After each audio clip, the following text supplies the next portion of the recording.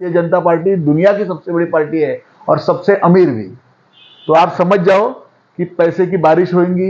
नमस्कार, आप देख रहे हैं टीवीपी न्यूज। मैं राकेश तिवारी। इस वक्त हम विरार में खड़े हैं, निषाद चौरगे जी के साथ में बैठे हैं। इनकी कुछ बातें, इनके कुछ मन में भाव है, वह हम जानना चाहेंगे कि इस वक्त विधानसभा का माहौल चल रहा है विरार में, नाला सोपाला 132 का। इस वक्त इनके पक्ष की पार्टी बहुजन विकास आघाड़ी से क्षितिज ठाकुर का नाम आगे आया हुआ है, उन्होंने फॉर्म भरा हुआ है। देखना यह है कि अब होता क्या है, माहौल किस तरह घूम रहा है, लोगों की, जनता की क्या राय है, और ये कर्तव्यनिष्ठ कार्यकर्ता है, इनसे हम पूछेंगे। सर नमस्कार। नमस्ते सर, क्या कहना चाहेंगे आज के माहौल पर, और इस वक्त जो चर्चा चल रही है कि कई कैंडिडेट उतर चुके हैं, धनंजय गावड़े जैसे उतर चुके हैं, कांग्रेस कभी खड़ी नहीं होती थी, कांग्रेस खड़ी है, और भाजपा भी इस बार खड़ी है, और आपके आमदार तो इस वक्त है ही हैं, तो उस विषय में आपकी क्या राय और क्या कहना चाहेंगे सर? देखिए, हमारे आमदार 2009 से, जब ये 2009 की नई नाला सोपारा कॉन्स्टिट्यूंसी चालू हो गई जी तभी से वो हमारे युवा आमदार क्षितिज जी ठाकुर यहाँ के विधायक है जी। वो 3 टर्म चुन के आए हैं, भारी मतों से चुन के आए हैं, और इस बार भी वो भारी मतों से चुन के आएंगे, क्योंकि बहुजन विकास आघाड़ी एक पक्ष नहीं, एक परिवार है। हम सभी लोगों के साथ में रहने वाले लोग हैं, हम सभी लोगों को एक साथ लेके जाने वाले लोग हैं, और अब सभी टाइम पे, यानी जब भी कुछ प्रॉब्लम रहता है, कुछ रहता, तो सभी लोग, हमारे ही कार्यकर्ता लोग उनके पास आते हैं और हमारे कार्यकर्ता उनको साथ में रहते हैं। आपने देखा रहेगा कि कोरोना काल आज हर एक आदमी की जिंदगी में, आप ये न भूलने वाला टाइम था कोरोना काल। तभी कौन सा पक्ष था रास्ते पे, ये लोगों को मालूम है। कौन से पक्ष के आदमी लोग उनके घरों घरों तक पहुंच रहे थे, उनको दवाई का अरेंज करके दे रहे थे, इंजेक्शन का कैंप लगा रहे थे, ब्लड डोनेशन कैंप कर रहे थे, खाना बंटवा रहे थे। ऐसे बहुत सारे काम बहुजन विकास आघाड़ी ने किए हैं, और लोगों को मालूम है कि कौन टाइम काम करता है और कौन क्या करता है। देखिए, इस वक्त दिवाली का माहौल है, दिवाली का समय है, और इस वक्त एक स्लोगन भाजपा की तरफ से निकला है, बटोगे तो कटेंगे। इसमें आपकी क्या राय और क्या कहना चाहेंगे? नहीं, देखो, अभी ये बटोंगे तो कटेंगे, मतलब मेरे को तो ये नहीं है। हम लोग, देखो, हमारा पक्ष, हम लोग के लोक नेता हितेंद्र जी ठाकुर सभी धर्म और सभी जातियों को साथ मिले, हिंदू, मुस्लिम, सिख, ईसाई।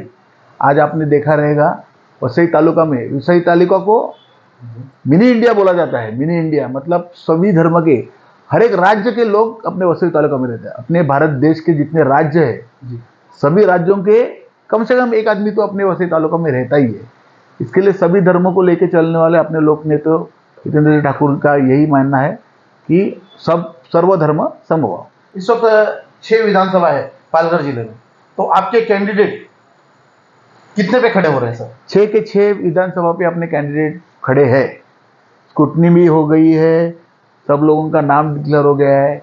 अभी 4 तारीख को सिर्फ सिंबल का कंफर्मेशन बाकी है, वो भी तो हो जाएगा, और उसके बाद में हम लोग चुनाव का प्रचार का आरंभ करेंगे।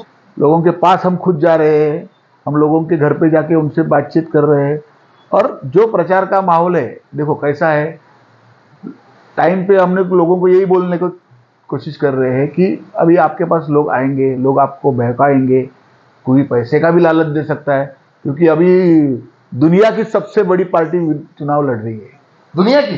तो बीजेपी की बोलते हैं ना, भारतीय जनता पार्टी दुनिया की सबसे बड़ी पार्टी है और सबसे अमीर भी। तो आप समझ जाओ कि पैसे की बारिश होगी, और लोगों का, वही हम बताने जा रहे हैं। मतलब आपका एक खुले शब्दों पे आरोप है कि दुनिया की सबसे बड़ी पार्टी और पैसे वाली पार्टी, इस बार भी वो पैसा दबा के बांटेगी। हम लोग नहीं बोल रहे, ये भारतीय जनता पार्टी के सब बोलते हैं कि दुनिया की सबसे बड़ी पार्टी हम है, और दुनिया की सबसे अमीर पार्टी भी वही है। अभी आपने देखा रहेगा मोदी जी के कार्यकाल के बाद कितना भारतीय जनता पार्टी ने। कठोर प्रश्न है आपसे कि देखिए, कहते हैं राजनीति और व्यापार और काम धंधा, ये तीनों चीजें अलग है। बराबर है। सोशल वर्क अलग है, राजनीति अलग है, और धंधा व्यापार अलग है। बराबर है। आपके वरिष्ठ नेता से जब मैंने बात किया था, तो उन्होंने कहा हम खाली इलेक्शन के टाइम पे ही राजनीति करते हैं, बाकी टाइम हम सोशल वर्क करते हैं। बराबर है। हमारे कार्यकर्ता तभी, और हमारा झंडा और हमारे नेता तभी दिखेंगे, उसके अलावा हमारे नेता कभी दिखते नहीं। इस बात में कितनी सच्चाई है, आप बताइए। नहीं, देखो कैसा है, हम लोगों के साथ में रहने वाले, मैंने आपको पहले ही बताया, हम लोग लोगों के साथ में 365 दिन रहते हैं। इलेक्शन के टाइम पे राजनीति करते हैं, मतलब हम लोग ने जो काम किया है, जी देखिए हम लोग ने कोरोना काल में जो काम किया है, हम लोग ने लोकल के अपनी महापालिका के माध्यम से जो काम किया है, वो काम हम लोग सिर्फ लोगों को याद दिलाते हैं कि काल, हर एक काल में आपके साथ कौन था, तो आप भी हमारे साथ रहना चाहिए यही। और वसई तालुका की जनता बहुत ही समझदार है, वो जानती है कि विधानसभा में किसको चुन के देने का है, लोकसभा में किसको चुन के देते हैं। तो इसके लिए हम लोग आपने देखा रहेगा 2014 से आपने देखा रहेगा कि लोकसभा में मोदी जी के, अभी 2014 में तो मोदी जी की इतनी लहर थी, उसके बाद में 2014 का विधानसभा का इलेक्शन आया तो बीजेपी ने खुद की अकेले की सरकार बनाई, मगर तभी भी अपने यहाँ के तीनों आमदार चुन के आए थे कि नहीं आए थे जी। तभी तो मोदी जी की लहर इतनी बड़ी थी। अभी उसके बाद में 2019 में भी इतना अच्छा था, तभी भी अपने 2000 तीनों आमदार चुन के आपका आए। कहना है कि 2024 में भी हमारे 3 के 3 आमदार तो आने ही वाले हैं, हाँ। और जो 3 आप तैयारी करके रखे वो भी आएंगे। उनमें से ज्यादा हम लोग चुन के लाने की कोशिश करेंगे, मगर ये हमारे 3 आमदार चुन के आएंगे। देखिए अगली बार जो बोईसर सीट थी उसमें जो कैंडिडेट आपके थे जो जीते, राजेश पाटिल जी, हाँ वो ज्यादा मतों से नहीं जीते थे, बराबर है। और इस बार कहते हैं वहां की टक्कर की लड़ाई है, तो आप इस विषय में क्या कहेंगे? देखो वो टाइम पे शिवसेना और बीजेपी जी एक साथ मिलकर लड़ी थी, जी आपको पता होगा। जी, मुझे मालूम है इस बात। बराबर है कि नहीं? आपके इधर भी वसई तालुका में भी दोनों सीट पे शिवसेना और बीजेपी सब दोनों मिलके चुनाव लड़े। आज शिवसेना के 2 हिस्से हो गए, राष्ट्रवादी कांग्रेस के 2 हिस्से हो गए, बराबर है। तो बंटने वाले वो लोग ऑलरेडी बंट चुके हैं, तो फिर देखते हैं कौन चुन के आता है और कौन नहीं चुन के आता है। इस बंटवारे का फायदा कहीं ना कहीं बहुजन विकास को तो होगा ही होगा। लेकिन इस वक्त कहते हैं जैसे कि कांग्रेस, अभी तक कांग्रेस यहाँ पे अपना कैंडिडेट नहीं उतारती थी, लेकिन इस बार कांग्रेस ने भी अपना कैंडिडेट उतार दिया है और वह भी अब हाथ कर रहे हैं। और उसके बावजूद धनंजय गावड़े, ये भी एक चर्चित में नाम है, उन्होंने भी अपना फॉर्म भरा और उनके फॉर्म के टाइम पे मैंने अच्छी जनसैलाब था। अब इस विषय में आपका क्या कहना है, दोनों विषय? देखो किसी ने फॉर्म भरना, कांग्रेस इतने साल से नहीं लड़ रही थी, आज लड़ रही है, लड़ने दो। देखो किसी भी पक्ष को अपना पक्ष बढ़ाने का अधिकार है, किसी को भी चुनाव में लोगों के पास जाने का अधिकार है। धनंजय गावड़े जी जो अभी फॉर्म भरा है, आपने बताया जनसमुदाय, वो प्रहार जनशक्ति से वो लोग उन्होंने फॉर्म भरा है, उनके खुद का नहीं। वो पहले वो 2015 में कॉर्पोरेटर थे, वो शिवसेना से थे, अभी उन्होंने 2024 में कैंडिडेट करके फॉर्म भरा है, वो प्रहार जनशक्ति से भरा है, तो उनका कोई संपर्क करेगा उनके लिए। हम क्या बोले, लोग जनता चुनेगी ना, कहीं उनके देने वाले तो आपको नहीं होगा। देखो नुकसान तो वो शिवसेना के कैंडिडेट थे, उसके बाद में प्रहार में है, तो उनका भी एक वोट बैंक रहता ही है ना। हर एक आदमी का, हर एक पक्ष का एक वोट बैंक रहता है, वो उनको मिलेगा। कांग्रेस का वोट बैंक है, वो कांग्रेस को मिलेगा। जैसे कि वो उनमें भी तो नाराजगी है ना, आपने देखा रहेगा शिवसेना और राष्ट्रवादी, बराबर है, और कांग्रेस, ये तीनों ने मिलके ये जो महायुति, महाविकास आघाड़ी है, महाविकास आघाड़ी ने ये सीट कांग्रेस को छोड़ी है, तो कांग्रेस के और इसमें महायुति में, शिवसेना में दोनों में ये सैलाब तांजाम मतभेद चल रहा है कि ऐसा है। वो ठीक है, देखो अभी मतभेद चलते हैं, वो 4 तारीख को पूरा पिक्चर क्लियर हो जाएगा। सब लोगों ने फॉर्म भरे हैं, कौन विड्रॉल लेता है, कौन क्या करता है, ये सब 4 तारीख के बाद पूरा पिक्चर चालू क्लियर होके आगे प्रचार चालू होगा।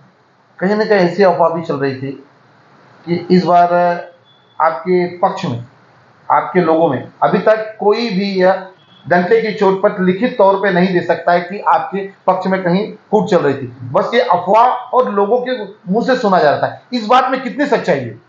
देखो ये हर वक्त का है, ये आपने देखा रहेगा 2014 में भी यही चल रहा था, 2019 में भी यही चल रहा था, 2024 में यही चल रहा है। देखो किसी ने, आपने देखा रहेगा ये सब अफवाहें चल रही थी, जो कार्यकर्ता थे कितने की वो खुश हो रहे थे कि कोई हमारे पक्ष में आ रहा है, कोई क्या था, मगर ये सिर्फ अफवाह ही थी। वो आखिर में आपने देखा रहेगा बहुजन विकास आघाड़ी और लोकनेता हितेंद्र ठाकुर एक कुटुंब जी परिवार है, वो परिवार बिखरना इतना इजी नहीं रहता है। अब लोगों को अफवाहों पर ध्यान नहीं रखना चाहिए और हर एक आदमी ने अपना काम करना चाहिए।